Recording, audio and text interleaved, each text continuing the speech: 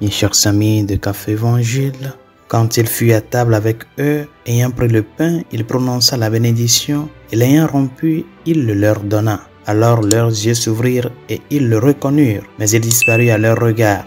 Ils se dirent l'un à l'autre, « Notre cœur n'était-il pas brûlant en nous, tandis qu'il nous parlait sur la route et nous ouvrait les Écritures ?» Chers amis, deux disciples de Jésus discutaient des événements de la semaine écoulée alors qu'ils parcouraient les 8 kilomètres de la route de Jérusalem à Emmaüs. Ils avaient espéré que Jésus serait celui qui rachèterait Israël, mais il avait été tué. 3 jours plus tard, des rumeurs de résurrection circulaient, ce qui les laissait perplexes. En chemin, Jésus apparaît aux deux disciples, mais ils ne le reconnaissent pas tout de suite. Son identité était cachée à leurs yeux. Il leur expliqua les enseignements de Moïse et des prophètes et leur dit que le Messie devait souffrir, mourir et ressusciter le 3e jour. À mesure que Jésus parlait, les disciples commençaient à comprendre et leur cœur brûlait. Enfin, dans le don de la Sainte Eucharistie, à la fraction du pain, leurs yeux se sont ouverts pour voir que c'était Jésus qui était avec eux. Chers amis, pourquoi le Seigneur a-t-il caché sa présence ressuscitée à ses disciples? Il semble qu'il l'ait fait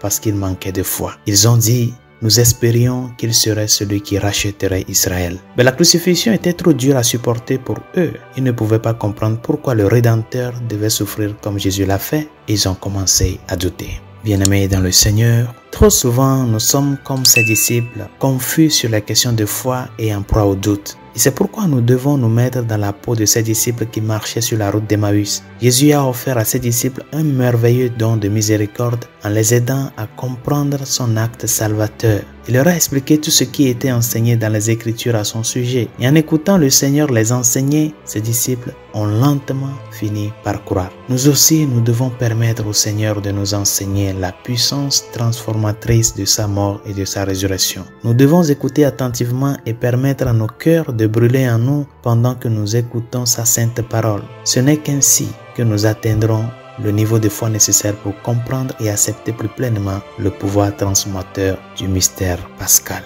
Résolution de ce jour.